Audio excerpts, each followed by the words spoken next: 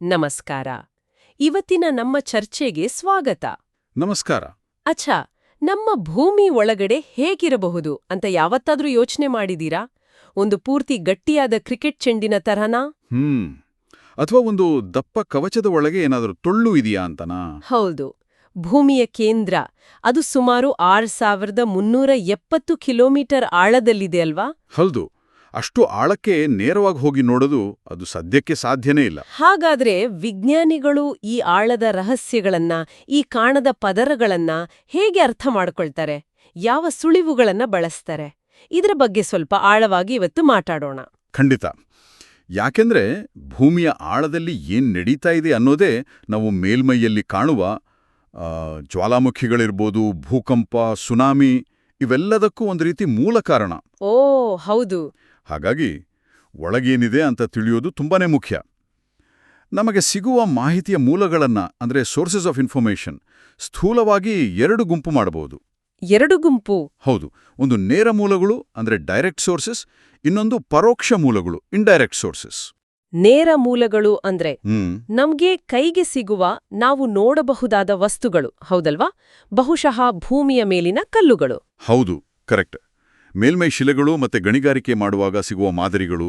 ಆದರೆ ಇಲ್ಲೊಂದು ದೊಡ್ಡ ಮಿತಿ ಇದೆ. ಮಿತಿ? ಏನು? ಈಗ ನೋಡಿ, ದಕ್ಷಿಣ ಆಫ್ರಿಕಾದ ಚಿನ್ನದ ಗಣಿಗಳಿವೆ. ಅವು ಜಗತ್ತಿನ ಅತಿ ಆಳದ ಗಣಿಗಳಲ್ಲೊಂದು. ಹೌದು, ಕೇಳಿದಿನಿ. ಅವು ಎಷ್ಟು ಆಳ ಹೋಗುತ್ತೆ ಗೊತ್ತಾ? ಹೆಚ್ಚೆಂದ್ರೆ 3ರಿಂದ 4 ಕಿಲೋಮೀಟರ್ ಅಷ್ಟೇ. ಅಷ್ಟೇನಾ? 6370 ಕಿಲೋಮೀಟರ್ ತ್ರಿಜ್ಯಕ್ಕೆ ಹೋಲಿಸಿದ್ರೆ ಇದು ಏನೂ ಇಲ್ಲ. ಯಾಕೆ ಅದಕ್ಕಿಂತ ಆಳಕ್ಕೆ ಹೋಗಕ್ಕಾಗಲ್ವಾ? ಮುಖ್ಯ ಕಾರಣ ಅತಿಯಾದ ಶಾಖ. ಕೆಳಗೆ ಹೋದ ಹಾಗೆ ಬಿಸಿ ಜಾಸ್ತಿಯಾಗುತ್ತೆ. ಆ ಶಾಖದಲ್ಲಿ ಕೆಲಸ ಮಾಡೋದು, ಉಪಕರಣಗಳು ತಾಳ್ಕೊಳ್ಳೋದು ಎಲ್ಲ ಕಷ್ಟ. ಈ ಶಾಖವೇ ಒಂದು ದೊಡ್ಡ ಸುಳಿವಲ್ವಾ ಭೂಮಿಯ ಒಳಗೇನೋ ನಡೀತಿದೆ ಅಂತ? ಖಂಡಿತ. ಆ ಶಾಖದ ಬಗ್ಗೆ ಆಮೇಲೆ ಮಾತಾಡೋಣ. ನೇರ ಮೂಲಗಳಲ್ಲಿ ಇನ್ನೊಂದು ಮುಖ್ಯ ಪ್ರಯತ್ನ ಅಂದ್ರೆ ಆಳ ಸಮುದ್ರದ ಕೊರೆಯುವಿಕೆ. Ocean drilling. ಹೌದು. Deep ocean drilling project, integrated ocean drilling project ಅಂತ ಯೋಜನೆಗಳಿದ್ವು. ಆರ್ಕ್ಟಿಕ್ ಸಾಗರದ ಕೋಲಾ ಅನ್ನೋ ಕಡೆ ಅತಿ ಆಳದ ಬಾವಿ ಕೊರೆದಿದ್ದಾರೆ. ಅದು ಎಷ್ಟು ಆಳ ಹೋಯ್ತು? ಅದು ಸುಮಾರು 12 ಕಿಲೋಮೀಟರ್ ತಲುಪಿದೆ. ಅದೊಂದು ದಾಖಲೆನೇ ಸರಿ. 12 ಕಿಲೋಮೀಟರ್. ಆದರೂ ಭೂಮಿಯ ಒಳರಚನೆಗೆ ಹೋಲಿಸಿದರೆ ತುಂಬಾನೇ ಕಡಿಮೆ ಅಲ್ವಾ? ಹೌದು. ಇನ್ನು ಜ್ವಾಲಾಮುಖಿಯಿಂದ ಬರುವ ಶಿಲಾಪಾಕ ಅಥವಾ ಮ್ಯಾಗ್ಮಾ, ಅದು ನೇರ ಮೂಲ ಅಲ್ವಾ? ಹೌದು, ತಾಂತ್ರಿಕವಾಗಿ ಹೌದು. ಜ್ವಾಲಾಮುಖಿ ಸ್ಫೋಟವಾದಾಗ ಆ ಕರಗಿದ ಶಿಲೆ ಅಂದ್ರೆ ಮ್ಯಾಗ್ಮಾ ಹೊರಗೆ ಬರುತ್ತೆ. ಅದನ್ನು ಪ್ರಯೋಗಾಲಯದಲ್ಲಿ ವಿಶ್ಲೇಷಣೆ ಮಾಡಬಹುದು. ಆದರೆ ಅದು ನಿಖರವಾಗಿ ಎಷ್ಟು ಆಳದಿಂದ ಬಂತು ಅಂತ ಹೇಳೋದು ತುಂಬಾ ಕಷ್ಟ. ಕೆಲವೊಮ್ಮೆ ಮೇಲ್ಪದರದಿಂದಲೇ ಬಂದಿರಬಹುದು, ಕೆಲವೊಮ್ಮೆ ಸ್ವಲ್ಪ ಆಳದಿಂದ. ಖಚಿತತೆ ಇರಲ್ಲ. ಅಂದ್ರೆ ಈ ನೇರ ವಿಧಾನಗಳು ಭೂಮಿಯ ಮೇಲ್ಮೈಯನ್ನ ಸ್ವಲ್ಪ ಗೀಚಿದ ಹಾಗೆ ಅಷ್ಟೇ. ಹೌದು. ಆಳದ ರಹಸ್ಯ ತುಳಿಯೋಕೆ ನಾವು ಪರೋಕ್ಷ ಸುಳಿವುಗಳ ಮೇಲನೆ ಹೆಚ್ಚು ಅವಲಂಬಿಸಬೇಕಾಡುತ್ತೆ. ಸರಿ. ಹಾಗಾದರೆ ಈ ಪರೋಕ್ಷ ವಿಧಾನಗಳು ಅಥವಾ ಇಂಡೈರೆಕ್ಟ್ ಸೋರ್ಸಸ್ ಏನು ಹೇಳ್ತವೆ? ಮೊದಲನೇದಾಗಿ, ಗಣಿಗಾರಿಕೆ ಮತ್ತು ಕೊರೆಯುವಿಕೆಯಿಂದ ನಮಗೆ ಒಂದು ವಿಷಯ ಗೊತ್ತಾಗಿದೆ. ಏನು? ಆಳಕ್ಕೆ ಹೋದಂತೆ ತಾಪಮಾನ ಮತ್ತು ಒತ್ತಡ ಎರಡೂ ಹೆಚ್ಚಾಗುತ್ತೆ. ಇದರ ಜೊತೆಗೆ ಪದಾರ್ಥಗಳ ಸಾಂದ್ರತೆ ಅಂದ್ರೆ ಡೆನ್ಸಿಟಿ ಕೂಡ ಹೆಚ್ಚಾಗುತ್ತೆ. ಓಕೆ. ವಿಜ್ಞಾನಿಗಳು ಈ ಬದಲಾವಣೆಯ ದರವನ್ನ ಅಂದ್ರೆ ರೇಟ್ ಆಫ್ ಚೇಂಜ್ ಆಧರಿಸಿ ಬೇರೆ ಬೇರೆ ಆಳಗಳಲ್ಲಿ ತಾಪಮಾನ, ಒತ್ತಡ, ಸಾಂದ್ರತೆ ಎಷ್ಟಿರಬಹುದು ಅಂತ ಅಂದಾಜು ಮಾಡಿದ್ದಾರೆ. ಅಂದ್ರೆ ಮೇಲಿನಿಂದ ಸಿಕ್ಕ ಮಾಹಿತಿಯನ್ನ ಬಳಸಿ ಕೆಳಗಿನ ಸ್ಥಿತಿಯನ್ನ ಊಹಿಸೋದು. ಹೌದು. ಇನ್ನೊಂದು ಪರೋಕ್ಷ ಮೂಲ ಅಂದ್ರೆ ಉಲ್ಕೆಗಳು ಅಂದ್ರೆ ಮೀಟಿಯೋರ್ಸ್. ಉಲ್ಕೆಗಳ? ಅವು ಅಂತರಿಕ್ಷದಿಂದ ಬರ್ತವಲ್ಲ, ಭೂಮಿಯ ಒಳರಚನೆಗೆ ಹೇಗೆ ಸಂಬಂಧ? ಒಳ್ಳೆಯ ಪ್ರಶ್ನೆ. ಕೆಲವೊಮ್ಮೆ ಭೂಮಿಗೆ ಅಪ್ಪಳಿಸುವ ಉಲ್ಕೆಗಳಿವೆಯಲ್ಲ, ಅವುಗಳ ವಸ್ತು ಮತ್ತು ರಚನೆ ವಿಜ್ಞಾನಿಗಳ ಪ್ರಕಾರ ನಮ್ಮ ಸೌರವ್ಯೂಹ ಮತ್ತು ಭೂಮಿ ಉಂಟಾದಾಗ ಇದ್ದಂತಹ ಆದಿಮ ವಸ್ತುವನ್ನೇ ಹೋಲ್ತವೆ. ಅಂದ್ರೆ ಭೂಮಿ ಯಾವುದ್ರಿಂದ ಉಂಟಾಯ್ತೋ ಬಹುಶಃ ಅದೇ ತರಹದ ವಸ್ತುವು ಇರುತ್ತೆ. ಹೌದು. ಇದು ಭೂಮಿಯ ಒಟ್ಟಾರೆ ಸಂಯೋಜನೆ ಬಗ್ಗೆ ಒಂದು ಪರೋಕ್ಷ ಮಾಹಿತಿ ಕೊಡುತ್ತೆ. ಆದ್ರೆ ಇದು ಭೂಮಿಯ ಒಳಭಾಗದಿಂದ ಬಂದ ಮಾದರಿ ಖಂಡಿತ ಅಲ್ಲ. ಆ ವ್ಯತ್ಯಾಸ ಮುಖ್ಯ. ಆಕರ್ಷಣ ಬಲ ಅಂದ್ರೆ ಜಿಯ ಮೌಲ್ಯ ಎಲ್ಲಾ ಕಡೆ ಒಂದೇ ರೀತಿ ಇರೋದಿಲ್ಲ. ಹೌದಾ? ಯಾಕೆ? ಧ್ರುವಗಳಲ್ಲಿ ಸ್ವಲ್ಪ ಹೆಚ್ಚು, ಸಮಭಾಜಕದಲ್ಲಿ ಸ್ವಲ್ಪ ಕಡಿಮೆ ಇರುತ್ತೆ. ಭೂಮಿ ಸ್ವಲ್ಪ ಚಪ್ಪಟೆ ಇರೋದ್ರಿಂದ. ಇದರ ಜೊತೆಗೆ ಭೂಮಿ ಒಳಗಿನ ದ್ರವ್ಯರಾಶಿಯ ಹಂಚಿಕೆ ಅಂದ್ರೆ ಮಾಸ್ ಡಿಸ್ಟ್ರಿಬ್ಯೂಷನ್ ಎಲ್ಲಾ ಕಡೆ ಸಮಾನವಾಗಿಲ್ಲ. ಓಕೆ. ಒಂದು ಪ್ರದೇಶದಲ್ಲಿ ನಾವು ನಿರೀಕ್ಷೆ ಮಾಡಿದ್ದಕ್ಕಿಂತ ಗುರುತ್ವ ಸ್ವಲ್ಪ ಹೆಚ್ಚು ಅಥವಾ ಕಡಿಮೆ ಇದ್ರೆ ಅದನ್ನ ಗ್ರಾವಿಟಿ ಅನಾಮಲಿ ಅಂತ ಕರಿತೀವಿ. ಇದು ಭೂಮಿಯ ತೊಗಟೆಯಲ್ಲಿ ಅಂದ್ರೆ ಕ್ರಸ್ಟಲ್ಲಿ ದ್ರವ್ಯರಾಶಿ ಹೇಗೆ ಹಂಚಿಕೆಯಾಗಿದೆ ಅನ್ನೋದರ ಬಗ್ಗೆ ಮಾಹಿತಿ ಕೊಡುತ್ತೆ. ಅಂದ್ರೆ ಕೆಳಗಡೆ ಹೆಚ್ಚು ಸಾಂದ್ರತೆಯ ವಸ್ತು ಇದ್ರೆ ಗುರುತ್ವ ಜಾಸ್ತಿ ಇರುತ್ತೆ, ಕಡಿಮೆ ಇದ್ರೆ ಕಡಿಮೆ ಇರುತ್ತೆ. ಸರಳವಾಗಿ ಹೇಳೋದಾದ್ರೆ ಹೌದು. ಹಾಗೆಯೇ ಕಾಂತೀಯ ಕ್ಷೇತ್ರ ಅಂದ್ರೆ ಮ್ಯಾಗ್ನೆಟಿಕ್ ಫೀಲ್ಡ್. ಅದರ ಬಗ್ಗೆನೂ ಸಮೀಕ್ಷೆ ಮಾಡ್ತಾರಾ? ಹೌದು. ಕಾಂತೀಯ ಸಮೀಕ್ಷೆಗಳು ತೊಗಟೆಯಲ್ಲಿ ಕಾಂತೀಯ ವಸ್ತುಗಳ ಹಂಚಿಕೆ ಹೇಗಿದೆ ಅಂತ ತಿಳಿಸ್ತವೆ. ಆದರೆ ಇವೆಲ್ಲಕ್ಕಿಂತ ಮುಖ್ಯವಾದ ಪರೋಕ್ಷ ವಿಧಾನ ಬೇರೆ ಇದೆಯಂತಲ್ಲ. ಹೌದು. ಭೂಮಿಯ ಆಳದ ಅತ್ಯಂತ ಸ್ಪಷ್ಟವಾದ ಚಿತ್ರಣವನ್ನು ಕೊಡುವ ಪ್ರಮುಖ ವಿಧಾನ ಅಂದ್ರೆ ಅದು ಭೂಕಂಪನ ಚಟುವಟಿಕೆ ಅಂದ್ರೆ ಸೀಸ್ಮಿಕ್ ಆಕ್ಟಿವಿಟಿ. ಓ, ಭೂಕಂಪಗಳು. ಭೂಕಂಪ ಅಂದ್ರೆ ಸರಳವಾಗಿ ಹೇಳೋದಾದ್ರೆ ಭೂಮಿ ಕಂಪಿಸೋದು ಅಲ್ವಾ? ಹೌದು. ಭೂಮಿಯ ಒಳಗಿನಿಂದ ಶಕ್ತಿ ಬಿಡುಗಡೆಯಾದಾಗ ಉಂಟಾಗುವ ನೈಸರ್ಗಿಕ ಕಂಪನ ಅದು. ಈ ಶಕ್ತಿ ಎಲ್ಲಿಂದ ಬಿಡುಗಡೆ ಆಗುತ್ತೆ? ಸಾಮಾನ್ಯವಾಗಿ ಭೂಮಿಯ ತೊಗಟೆಯಲ್ಲಿರುವ ಬಂಡೆಗಳಲ್ಲಿ ಫಾಲ್ಟ್ ಅಂತ ಇರುತ್ತೆ. ಅಂದ್ರೆ ಒಂದು ರೀತಿ ದೊಡ್ಡ ಬಿರುಕು. ಸರಿ. ಆ ಬಿರುಕಿನ ಎರಡು ಬದಿಯ ಬಂಡೆಗಳು ಒಂದೊತ್ತೊಂದು ವಿರುದ್ಧ ದಿಕ್ಕಿನಲ್ಲಿ ಚಲಿಸಕ ಪ್ರಯತ್ನ ಪಡ್ತಾ ಇರ್ತವೆ. ಆದ್ರೆ ಘರ್ಷಣೆ, ಫ್ರಿಕ್ಷನ್ ಅವುಗಳನ್ನ ಹಿಡಿದಿಟ್ಟಿರುತ್ತೆ. ಆದರೆ ಒತ್ತಡ ಜಾಸ್ತಿಯಾದಾಗ ಆ ಘರ್ಷಣೆಯನ್ನ ಮೀರಿ ಬಂಡೆಗಳು ಥಟ್ಟನೆ ಜಾರ್ತವೆ. ಆ ಕ್ಷಣದಲ್ಲಿ ಅಪಾರ ಪ್ರಮಾಣದ ಶಕ್ತಿ ಬಿಡುಗಡೆಯಾಗುತ್ತೆ. ಅದೇ ಶಕ್ತಿ ಭೂಕಂಪನ ತರಂಗಗಳಾಗಿ ಸೀಸ್ಮಿಕ್ ವೇವ್ಸ್ ಆಗಿ ಎಲ್ಲ ದಿಕ್ಕುಗಳಿಗೂ ಹರಡುತ್ತೆ. ಶಕ್ತಿ ಬಿಡುಗಡೆಯಾದ ಆ ಜಾಗಕ್ಕೆ ಏನಂತಾರೆ? ಶಕ್ತಿ ಬಿಡುಗಡೆಯಾದ ಆ ಮೂಲ ಬಿಂದು ಭೂಮಿಯೊಳಗಿನ ಆ ಜಾಗಕ್ಕೆ ಭೂಕಂಪನಾಭಿ ಅಂತ ಕರಿತೀವಿ. ಹೈಪೋಸೆಂಟರ್ ಅಥವಾ ಫೋಕಸ್. ಸರಿ. ಅದರ ನೇರವಾಗಿ ಮೇಲಿರುವ ಭೂಮಿಯ ಮೇಲ್ಮೈ ಬಿಂದು ಇದೆಯಲ್ಲ, ಅದನ್ನ ಭೂಕಂಪ ಕೇಂದ್ರ ಅಂದ್ರೆ ಎಪಿಸೆಂಟರ್ ಅಂತ ಹೇಳ್ತೀವಿ. ಅಲ್ಲಿ ಕಂಪನದ ಅನುಭವ ಮೊದಲು ಆಗುತ್ತೆ. ಓಕೆ. ಈಗ ಮುಖ್ಯ ಪ್ರಶ್ನೆ, ಈ ಭೂಕಂಪನ ತರಂಗಗಳು ಭೂಮಿಯ ಒಳಗೆ ಹೇಗೆ ಚಲಿಸುತ್ತೆ ಅನ್ನೋದು ನಮ್ಗೆ ಭೂಮಿಯ ರಚನೆ ಬಗ್ಗೆ ಹೇಗೆ ತಿಳಿಸುತ್ತೆ? ಇಲ್ಲೇ ಸಮಯ ಇಂಟ್ರೆಸ್ಟಿಂಗ್ ಇರೋದು. ಭೂಕಂಪನ ತರಂಗಗಳಲ್ಲಿ ಮುಖ್ಯವಾಗಿ ಎರಡು ವಿಧ. ಪಿ ತರಂಗಗಳು ಅಂದ್ರೆ ಪ್ರೈಮರಿ ವೇವ್ಸ್, ಮತ್ತೆ ಎಸ್ ತರಂಗಗಳು ಅಂದ್ರೆ ಸೆಕೆಂಡರಿ ವೇವ್ಸ್. ಪಿ ಮತ್ತು ಎಸ್ ತರಂಗಗಳು. ಹೌದು. ಪಿ ತರಂಗಗಳು ತುಂಬಾ ವೇಗವಾಗಿ ಚಲಿಸ್ತವೆ. ಅವು ಘನವಸ್ತುಗಳ ಮೂಲಕೂ ಹೋಗ್ತವೆ, ದ್ರವ ವಸ್ತುಗಳ ಮೂಲಕೂ ಹೋಗ್ತವೆ. ಸರಿ, ಎರಡರಲ್ಲೂ ಹೋಗುತ್ತೆ. ಆದರೆ ಎಸ್ ತರಂಗಗಳು ಅವು ಸ್ವಲ್ಪ ನಿಧಾನ. ಅವು ಘನವಸ್ತುಗಳ ಮೂಲಕ ಮಾತ್ರ ಚಲಿಸಬಲ್ಲವು. ದ್ರವವಸ್ತುಗಳಲ್ಲಿ ಅವು ಚಲಿಸಲಾರವು. ಓಹ್, ದ್ರವದಲ್ಲಿ ಹೋಗಲ್ವಾ? ಇಲ್ಲ. ಈಗ ನೋಡಿ, ಜಗತ್ತಿನಾದ್ಯಂತ ಭೂಕಂಪ ಮಾಪಕಗಳನ್ನು ಇಟ್ಟಿದ್ದಾರೆ. ಒಂದು ಕಡೆ ಭೂಕಂಪ ಆದಾಗ ಈ ಪಿ ಮತ್ತು ಎಸ್ ತರಂಗಗಳು ಭೂಮಿಯ ಮೂಲಕ ಚಲಿಸಿ ಬೇರೆ ಬೇರೆ ಕಡೆ ದಾಖಲಾಗ್ತವೆ. ವಿಜ್ಞಾನಿಗಳು ಗಮನಿಸಿದ್ರೂ ಒಂದು ಕಡೆ ಆದ ಭೂಕಂಪದ ಎಸ್ ತರಂಗಗಳು ಭೂಮಿಯ ಇನ್ನೊಂದು ಬದಿಯ ಕೆಲವು ಪ್ರದೇಶಗಳಿಗೆ ತಲುಪ್ತಾನೇ ಇಲ್ಲ. ಪಿ ತರಂಗಗಳು ತಲುಪ್ತಿದ್ವು, ಆದ್ರೆ ಎಸ್ ತರಂಗಗಳು ಒಂದು ನಿರ್ದಿಷ್ಟ ವಲಯದಲ್ಲಿ ಕಾಣೆ ಆಗ್ತಿದ್ವು. ಯಾಕೆ ಹಾಗೆ? ಎಸ್ ತರಂಗಗಳು ದ್ರವದಲ್ಲಿ ಹೋಗಲ್ಲ ಅಂದಿರಿ? ಎಕ್ಸಾಕ್ಟ್ಲಿ. ಅದರಿಂದಲೇ ಗೊತ್ತಾಗಿದ್ದು ಭೂಮಿಯ ಹೊರಗಿನ ಗರ್ಭ ಅಂದ್ರೆ ಔಟರ್ ಕೋರ್ ಅದು ದ್ರವರೂಪದಲ್ಲಿದೆ ಅಂತ. ಎಸ್ ತರಂಗಗಳಿಗೆ ಆ ದ್ರವಪದರವನ್ನ ದಾಟಿ ಹೋಗಕ್ಕಾಗ್ಲಿಲ್ಲ. ವಾವ್, ಅದು ನಿಜಕ್ಕೂ ಒಂದು ಅದ್ಭುತ ಅನ್ವೇಷಣೆ. ಅಂದ್ರೆ ಈ ತರಂಗಗಳ ವೇಗ, ಅವುಗಳ ಪಥ, ಅವು ಎಲ್ಲಿ ಕಾಣೆ ಆಗ್ತವೆ, ಇದೆಲ್ಲ ಅಧ್ಯಯನ ಮಾಡಿಯೇ ನಾವು ಭೂಮಿಯ ಪದರಗಳನ್ನ ತೊಗಟೆ, ಮ್ಯಾಂಟಲ್, ಹೊರಗರ್ಭ, ಒಳಗರ್ಭ ಅಂತ ಗುರುತಿಸಿದ್ದು. ನಿಖರವಾಗಿ. ಈ ತರಂಗಗಳು ಬೇರೆ ಬೇರೆ ಸಾಂದ್ರತೆ, ಬೇರೆ ಬೇರೆ ಸ್ಥಿತಿಯಲ್ಲಿರುವ ಘನ, ದ್ರವ ವಸ್ತುಗಳ ಮೂಲಕ ಹಾದು ಹೋಗುವಾಗ ಅವುಗಳ ವೇಗ ಬದಲಾಗುತ್ತೆ. ಅವು ಬಾಗುತ್ತವೆ, ರೀಫ್ರಾಕ್ಟ್, ಪ್ರತಿಫಲಿಸುತ್ತವೆ, ರಿಫ್ಲೆಕ್ಟ್. ಈ ಎಲ್ಲಾ ಬದಲಾವಣೆಗಳನ್ನು ವಿಶ್ಲೇಷಣೆ ಮಾಡಿಯೇ ವಿಜ್ಞಾನಿಗಳು ಭೂಮಿಯ ಆಂತರಿಕ ರಚನೆಯ ಒಂದು ನಕ್ಷೆಯನ್ನೇ ತಯಾರಿಸಿದ್ದಾರೆ. ಹಾಗಾದ್ರೆ ಒಟ್ಟಾರೆಯಾಗಿ ಹೇಳೋದಾದ್ರೆ ನೇರ ಮೂಲಗಳು ನಮಗೆ ಮೇಲ್ಪದರದ ಬಗ್ಗೆ ಸ್ವಲ್ಪವೇ ಮಾಹಿತಿ ಕೊಟ್ರೆ? ಹೌದು, ಸೀಮಿತ ಮಾಹಿತಿ. ತಾಪಮಾನ, ಒತ್ತಡ, ಸಾಂದ್ರತೆಯ ಅಂದಾಜುಗಳು, ಗುರುತ್ವ ಮತ್ತು ಕಾಂತೀಯ ಕ್ಷೇತ್ರದ ವ್ಯತ್ಯಾಸಗಳು ಮತ್ತು ಎಲ್ಲಕ್ಕಿಂತ ಮುಖ್ಯವಾಗಿ ಭೂಕಂಪನ ತರಂಗಗಳ ಪರೋಕ್ಷ ಅಧ್ಯಯನ, ಇವೆಲ್ಲ ಸೇರಿ ಭೂಮಿಯ ಆಳವಾದ ರಚನೆಯನ್ನ ನಮಗೆ ತೋರಿಸ್ಕೊಟ್ಟಿವೆ. ಹೌದು.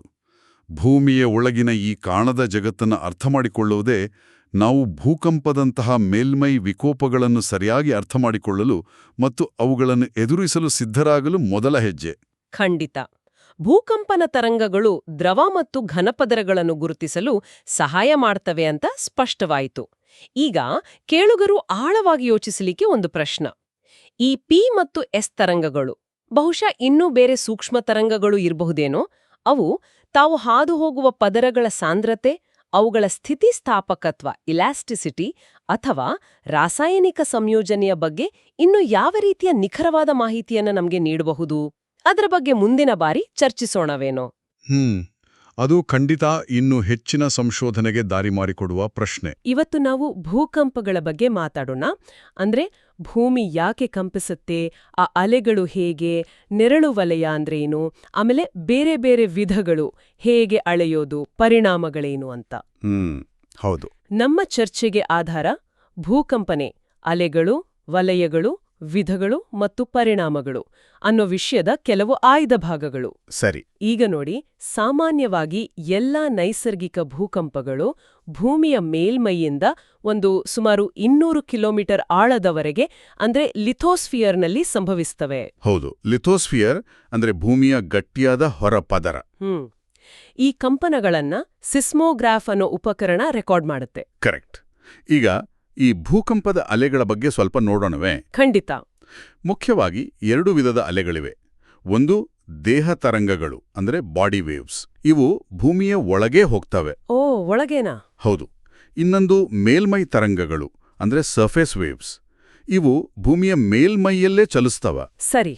ಭೂಕಂಪದ ಕೇಂದ್ರದಲ್ಲಿ ಶಕ್ತಿ ರಿಲೀಸ್ ಆದಾಗ ಮೊದಲು ಈ ದೇಹ ತರಂಗಗಳು ಹುಟ್ಕೊಳ್ತವೆ. ಅವು ಭೂಮಿಯ ಒಳಗಿನಿಂದ ಎಲ್ಲ ದಿಕ್ಕುಗೂ ಚಲಿಸ್ತವೆ. ಆಮೇಲೆ ಅವು ಮೇಲ್ಮೈ ಬಂಡೆಗಳ ಜೊತೆ ಸಂವಹನ ನಡೆಸಿದಾಗ ಮೇಲ್ಮೈ ತರಂಗಗಳು ಸೃಷ್ಟಿಯಾಗ್ತವೆ. ಈಗ ಈ ದೇಹ ತರಂಗಗಳಲ್ಲೂ ಮತ್ತೆ ವಿಧಗಳಿದೆ ಅಲ್ವಾ? ಪಿ ಮತ್ತು ಎಸ್ ತರಂಗಗಳು ಅಂತ. ಹೌದು, ಸರಿಯಾಗಿ ಹೇಳಿದಿರಿ. ಪಿ ಅಂದರೆ ಪ್ರೈಮರಿ. ಇವು ತುಂಬಾ ವೇಗವಾಗಿರ್ತವೆ. ಅಚ್ಚಾ. ಮೊದಲು ಸಿಸ್ಮೋಗ್ರಾಫ್ಗೆ ತಲುಪೋದೇ ಇವು. ಮತ್ತೆ ಇವು ಘನ, ದ್ರವ, ಅನಿಲ ಹೀಗೆಲ್ಲದರಲ್ಲೂ ಚಲಿಸಬಲ್ಲವು. ಎಲ್ಲಾ ಮಾಧ್ಯಮಗಳಲ್ಲೂನಾ? ಹೌದು. ಪಿ ಅಲೆಗಳು ಒಂಥರ ಸ್ಪ್ರಿಂಗ್ ತರ ಅಲೆಯ ದಿಕ್ಕಿನಲ್ಲೇ ಕಂಪಿಸ್ತವೆ, ವಸ್ತುವನ್ನು ಒತ್ತಿ ಮತ್ತೆ ಹಿಗ್ಗಿಸ್ತವೆ. ಸರಿ ಸರಿ. ಹಾಗಾದ್ರೆ ಎಸ್ ಅಲೆಗಳು? ಎಸ್ ಅಂದ್ರೆ ಸೆಕೆಂಡರಿ. ಇವು ಸ್ವಲ್ಪ ನಿಧಾನ. ಪಿ ಅಲೆಗಳ ನಂತರ ಬರ್ತವೆ. ಆದರೆ ಬಹಳ ಮುಖ್ಯವಾದ ವಿಷಯ ಏನಪ್ಪಾ ಅಂದ್ರೆ ಇವು ಕೇವಲ ಘನವಸ್ತುಗಳ ಮೂಲಕ ಮಾತ್ರ ಚಲಿಸಬಲ್ಲವು. ಓ, ಕೇವಲ ಘನವಸ್ತುಗಳಲ್ಲಿ? ಹೌದು. ದ್ರವ ಅಥವಾ ಅನಿಲ ಮಾಧ್ಯಮದಲ್ಲಿ ಇವು ಚಲಿಸಲ್ಲ. ಇವುಗಳ ಕಂಪನ ಅಲೆಯ ದಿಕ್ಕಿಗೆ ಲಂಬವಾಗಿರುತ್ತೆ, ಹಗ್ಗವನ್ನು ಮೇಲೆ ಕೆಳಗೆ ಅಲ್ಲಾಡಿಸಿದ ಹಾಗೆ. ಅಂದ್ರೆ ಎಸ್ ಅಲೆಗಳು ದ್ರವದಲ್ಲಿ ಚಲಿಸಲ್ಲ ಅನ್ನೋದು ಅದು ಹೇಗೆ ಮುಖ್ಯವಾಗುತ್ತೆ ನಮಗೆ? ಬಹಳ ಮುಖ್ಯ. ಇದೇ ಗುಣದಿಂದಾಗಿ ವಿಜ್ಞಾನಿಗಳಿಗೆ ಭೂಮಿಯ ಕೇಂದ್ರದ ಹೊರಭಾಗ ದ್ರವರೂಪದಲ್ಲಿದೆ ಅಂತ ಕಂಡುಹಿಡಿಯೋಕೆ ಸಾಧ್ಯವಾಯಿತು. ಎಸ್ ಅಲೆಗಳು ಅಲ್ಲಿಂದ ಹಾದು ಹೋಗಲ್ಲ. ಓ, ಹೌದಾ? ಹೌದು. ಅದು ನಿಜಕ್ಕೂ ಒಂದು ದೊಡ್ಡ ಸಂಶೋಧನೆ. ಹೌದು. ಇನ್ನೊಂದು ವಿಷಯ, ಅಲೆಗಳ ವೇಗ. ಅದು ಅವು ಚಲಿಸುವ ವಸ್ತುವಿನ ಸಾಂದ್ರತೆ ಮೇಲೆ ಅವಲಂಬಿತ. ಹೆಚ್ಚು ಸಾಂದ್ರತೆ ಇದ್ರೆ ವೇಗವು ಹೆಚ್ಚು. ಹಾಗಾದ್ರೆ ಸಾಮಾನ್ಯವಾಗಿ ಹೆಚ್ಚು ವಿನಾಶಕಾರಿಯಾದ ಅಲೆಗಳು ಯಾವುವು? ಪಿ, ಎಸ್ ಅಥವಾ ಮೇಲ್ಮೈ ತರಂಗಗಳು? ಖಂಡಿತವಾಗಿಯೂ ಮೇಲ್ಮೈ ತರಂಗಗಳು. ಅವುಗಳ ಚಲನೆ ಹೆಚ್ಚು ಸಂಕೀರ್ಣವಾಗಿರುತ್ತೆ, ನೆಲವನ್ನ ಜಾಸ್ತಿ ಅಲುಗಾಡಿಸುತ್ತವೆ. ಹಾಗಾಗಿ ಕಟ್ಟಡಗಳ ಕುಸಿತಕ್ಕೆ ಇವೇ ಮುಖ್ಯ ಕಾರಣ. ಸರಿ ಸರಿ. ಈಗ ನೆರಳು ವಲಯ ಅಥವಾ ಶ್ಯಾಡೋ ಝೋನ್ ಬಗ್ಗೆ ಸ್ವಲ್ಪ ಹೇಳಿ. ಅಂದ್ರೆ ಕೆಲವು ಕಡೆ ಅಲೆಗಳು ದಾಖಲಾಗೋದೇ ಇಲ್ವಾ? ಹೌದು. ಭೂಕಂಪದ ಕೇಂದ್ರದಿಂದ ಅಂದ್ರೆ ಎಪಿಸೆಂಟರಿಂದ ದೂರದಲ್ಲಿರೋ ಸಿಸ್ಮೋಗ್ರಾಫ್ಗಳು ಅಲೆಗಳನ್ನ ದಾಖಲಿಸುತ್ತವೆ. ಆದ್ರೆ ಕೆಲವು ನಿರ್ದಿಷ್ಟ ಪ್ರದೇಶಗಳಲ್ಲಿ ದಾಖಲಾಗಲ್ಲ. ಅದನ್ನೇ ನೆರಳು ವಲಯ ಅನ್ನೋದು.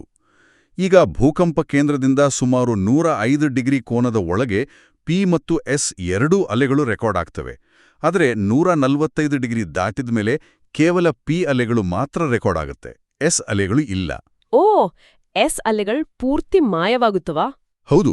105 ಡಿಗ್ರಿ ನಂತರದ ಪೂರ್ತಿ ವಲಯದಲ್ಲಿ ಎಸ್ ಅಲೆಗಳು ತಲುಪೋದೇ ಇಲ್ಲ. ಹಾಗಾಗಿ 105ರಿಂದ 145 ಡಿಗ್ರಿ ನಡುವಿನ ವಲಯ ಪಿ ಮತ್ತು ಎಸ್ ಎರಡಕ್ಕೂ ನೆರಳು ವಲಯ ಆಗುತ್ತೆ. ಅಂದ್ರೆ ಎಸ್ ಅಲೆಗಳ ನೆರಳು ವಲಯ ಪಿ ಅಲೆಗಳಿಗಿಂತ ದೊಡ್ಡದಾಗಿರುತ್ತಲ್ವಾ? ಹೌದು, ಬಹಳ ದೊಡ್ಡದು. ಭೂಮಿಯ ಮೇಲ್ಮೈಯ ಸುಮಾರು 40%ಗಿಂತ ಹೆಚ್ಚು. ಇದಕ್ಕೆ ಕಾರಣ ಅದೇ.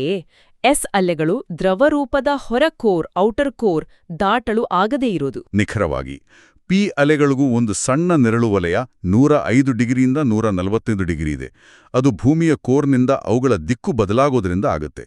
ಈ ನೆರಳು ವಲಯಗಳ ಅಧ್ಯಯನವೇ ಭೂಮಿಯ ಒಳರಚನೆ ಹೇಗಿದೆ ಅಂತ ತಿಳಿಯೋಕೆ ನಮಗೆ ದೊಡ್ಡ ಸಹಾಯ ಮಾಡಿದೆ. ಇದು ಬಹಳ ಆಸಕ್ತಿಕರವಾಗಿದೆ. ಈಗ ಈ ಭೂಕಂಪಗಳು ಆಗೋಕೆ ಕಾರಣಗಳೇನು? ಟೆಕ್ಟಾನಿಕ್ ಭೂಕಂಪಗಳ ಬಗ್ಗೆ ಕೇಳಿದ್ದೀವಿ. ಅಂದ್ರೆ ಭೂಫಲಕಗಳು ಜಾರೋದ್ರಿಂದ ಆಗೋದು. ಬೇರೆ ವಿಧಗಳು ಇವ್ಯಾ? ಖಂಡಿತ ಇವೆ.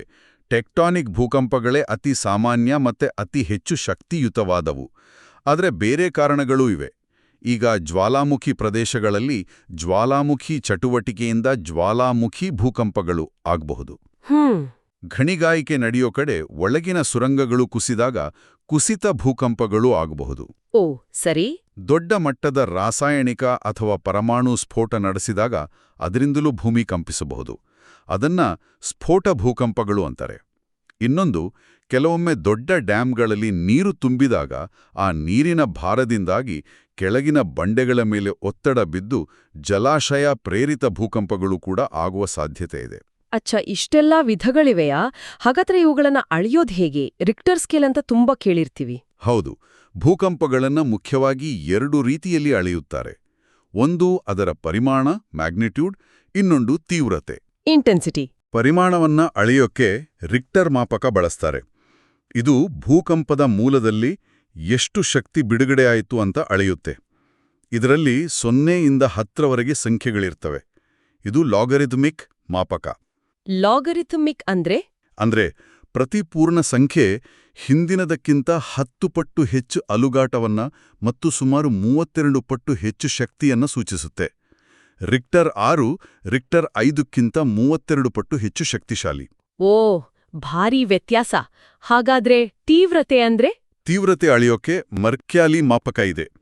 ಇದು ರೋಮನ್ ಅಂಕಿಗಳಲ್ಲಿ ಐ ಇಂದ 12ವರೆಗೆ ಇರುತ್ತೆ. ಇದು ಭೂಕಂಪದಿಂದ ಉಂಟಾದ ಪರಿಣಾಮಗಳನ್ನ, ಅಂದ್ರೆ ಕಣ್ಣಿಗೆ ಕಾಣೋ ಹಾನಿ, ಜನರಿಗಾದ ಅನುಭವ, ಕಟ್ಟಡಗಳಿಗಾದ ಡ್ಯಾಮೇಜ್, ಇದನ್ನೆಲ್ಲ ನೋಡಿ ತೀವ್ರತೆಯನ್ನ ನಿರ್ಧರಿಸುತ್ತೆ. ಅಂದ್ರೆ ಒಂದೇ ಭೂಕಂಪಕ್ಕೆ ಬೇರೆ ಬೇರೆ ಕಡೆ ಬೇರೆ ಬೇರೆ ತೀವ್ರತೆ ಇರಬಹುದಾ? ಖಂಡಿತ ಇರಬಹುದು. ಭೂಕಂಪ ಕೇಂದ್ರಕ್ಕೆ ಹತ್ರದಲ್ಲಿ ಹೆಚ್ಚು ಹಾನಿ, ಅಂದ್ರೆ ಹೆಚ್ಚು ತೀವ್ರತೆ. ದೂರ ಹೋದಂತೆ ತೀವ್ರತೆ ಕಡಿಮೆ ಆಗತ್ತೆ.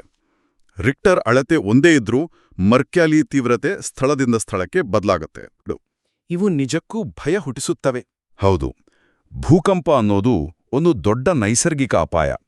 ಅದರ ತಕ್ಷಣದ ಪರಿಣಾಮಗಳು ಹಲವು. ಮೊದಲನೇದಾಗಿ ನೆಲ ಅಲುಗಾಡುವುದು. ಆಮೇಲೆ ಭೂಕುಸಿತಗಳು ಆಗಬಹುದು, ಗುಡ್ಡಗಾಡು ಪ್ರದೇಶಗಳಲ್ಲಿ. ಕೆಲವು ಕಡೆ ಮಣ್ಣು ನೀರು ಸೇರಿ ಒಂಥರ ಕೆಸರಾಗಿ ಗಟ್ಟಿತನ ಕಳ್ಕೊಳ್ತೆ. ಅದನ್ನ ಮಣ್ಣಿನ ದ್ರವೀಕರಣ, ಸಾಯಿಲ್ ಲಿಕ್ವಿಫ್ಯಾಕ್ಷನ್ ಅಂತಾರೆ. ಓ, ಅಂದ್ರೆ ಗಟ್ಟಿ ನೆಲ ಇದ್ದಕ್ಕಿದಂತೆ ಕೆಸರಾಗುತ್ತಾ? ಹೌದು, ಅದರ ಮೇಲೆ ಕಟ್ಟಿದ ಕಟ್ಟಡಗಳು ಕುಸಿಬೋದು ಅಥವಾ ವಾಲ್ಬೋದು. ಇನ್ನು ನೆಲ ಬಾಯ್ಬಿಡೋದು, ಅಂದ್ರೆ ನೆಲದಲ್ಲಿ ಬಿರುಕುಗಳು, ಹಿಮಪಾತಗಳು, ಮುಖ್ಯವಾಗಿ ಕಟ್ಟಡಗಳು ಬೀಳೋದು, ವಸ್ತುಗಳು ಕೆಳಗೆ ಬೀಳೋದು, ಅಣೆಕಟ್ಟುಗಳು ಒಡೆದು ಪ್ರವಾಹ ಬರ್ಬೋದು, ಬೆಂಕಿ ಹತ್ಕೋಬೋದು. ಸುನಾಮಿಗಳ ಬಗ್ಗೆ ಹೇಳಿ. ಸುನಾಮಿ. ಭೂಕಂಪದ ಕೇಂದ್ರಬಿಂದು ಸಮುದ್ರದ ತಳದಲ್ಲಿದ್ದು ಮತ್ತೆ ಭೂಕಂಪದ ಪರಿಮಾಣ ತುಂಬಾ ದೊಡ್ಡದಾಗಿದ್ರೆ, ಅಂದ್ರೆ ಸಾಮಾನ್ಯವಾಗಿ ರಿಕ್ಟರ್ 7.5ಕ್ಕಿಂತ ಹೆಚ್ಚು. ಹೌದು. ಆಗ ಸಮುದ್ರದ ನೀರು ದೊಡ್ಡ ಪ್ರಮಾಣದಲ್ಲಿ ಸ್ಥಳಾಂತರಗೊಂಡು ದೈತ್ಯ ಅಲೆಗಳಾಗಿ ಮಾರ್ಪಟ್ಟು ಕರಾವಳಿಗೆ ಅಪ್ಪಳಿಸ್ತವೆ. ಅವೇ ಸುನಾಮಿಗಳು. ಅಂದ್ರೆ ಎಲ್ಲ ಸಮುದ್ರದಾಳದ ಭೂಕಂಪಗಳು ಸುನಾಮಿ ಉಂಟು ಮಾಡಲ್ಲ? ಇಲ್ಲ, ಅದಕ್ಕೆ ದೊಡ್ಡ ಪರಿಮಾಣ ಬೇಕು. ಆದರೆ ರಿಕ್ಟರ್ 5ಕ್ಕಿಂತ ಹೆಚ್ಚು ಪರಿಮಾಣದ ಭೂಕಂಪ ಕೇವಲ ಸೆಕೆಂಡ್ಗಳ ಕಾಲ ಕಂಪಿಸಿದ್ರೂ ಕೂಡ ಜನವಸತಿ ಪ್ರದೇಶದಲ್ಲಿ ಗಣನೀಯ ಹಾನಿಯನ್ನ ಉಂಟುಮಾಡಬಲ್ಲದು. ಹಾಗಾದ್ರೆ ಒಟ್ಟಾರೆಯಾಗಿ ನೋಡೋದಾದ್ರೆ ಈ ಭೂಕಂಪದ ಅಲೆಗಳು, ವಿಶೇಷವಾಗಿ ಎಸ್ ಅಲೆಗಳು ಮತ್ತು ಅವುಗಳ ನೆರಳು ವಲಯ ನಮಗೆ ಭೂಮಿಯ ಒಳರಚನೆಯ ಬಗ್ಗೆ ಮಹತ್ವದ ಮಾಹಿತಿ ಕೊಡ್ತವೆ. ಹೌದು. ಮತ್ತೆ ಭೂಕಂಪಗಳು ಕೇವಲ ಟೆಕ್ಟಾನಿಕ್ ಮಾತ್ರ ಅಲ್ಲ, ಬೇರೆ ಕಾರಣಗಳಿಂದಲೂ ಆಗಬಹುದು. ಅವುಗಳ ಶಕ್ತಿಯನ್ನ ರಿಕ್ಟರ್ ಮಾಪಕದಲ್ಲೂ ಅವು ಉಂಟುಮಾಡೋ ಹಾನಿಯನ್ನ ಮರ್ಕ್ಯಾಲಿ ಮಾಪಕದಲ್ಲೂ ಅಳೆಯುತ್ತಾರೆ. ಸಾರಾಂಶ ಚೆನ್ನಾಗಿ ಹೇಳಿದ್ರಿ. ಮುಖ್ಯವಾಗಿ ಭೂಮಿ ಒಂದು ಕ್ರಿಯಾಶೀಲ ಗ್ರಹ ಅನ್ನೋದನ್ನ ಈ ಅಧ್ಯಯನಗಳು ತೋರಿಸ್ತವೆ. ಇಲ್ಲಿಗೆ ಈ ಚರ್ಚೆಯನ್ನ ನಿಲ್ಲಿಸೋಣ. ಆದ್ರೆ ಕೇಳುಗರಿಗೆ ಒಂದು ಕೊನೆಯ ಯೋಚನೆ. ಹೇಳಿ. ಈಗ ರಿಕ್ಟರ್ 8ಕ್ಕಿಂತ ಹೆಚ್ಚಿನ ದೊಡ್ಡ ಭೂಕಂಪಗಳು ವರ್ಷಕ್ಕೆ 1-2 ಆಗ್ಬಹುದು. ಆದ್ರೆ ನಮಗೆ ಗೊತ್ತೇ ಆಗದ ಅತಿ ಸಣ್ಣ ಸೂಕ್ಷ್ಮ ಭೂಕಂಪಗಳು ಪ್ರತಿ ನಿಮಿಷವೂ ಎಲ್ಲೋ ಒಂದು ಕಡೆ ಆಗ್ತಾನೇ ಇರುತ್ತಂತೆ. ಈ ನಿರಂತರ ಅಗೋಚರ ಚಟುವಟಿಕೆ ನಮ್ಮ ಭೂಮಿಯ ನಿರಂತರ ಬದಲಾವಣೆ ಬಗ್ಗೆ ಏನನ್ನು ಸೂಚಿಸ್ತಿರಬಹುದು? ಆಲೋಚಿಸಿ.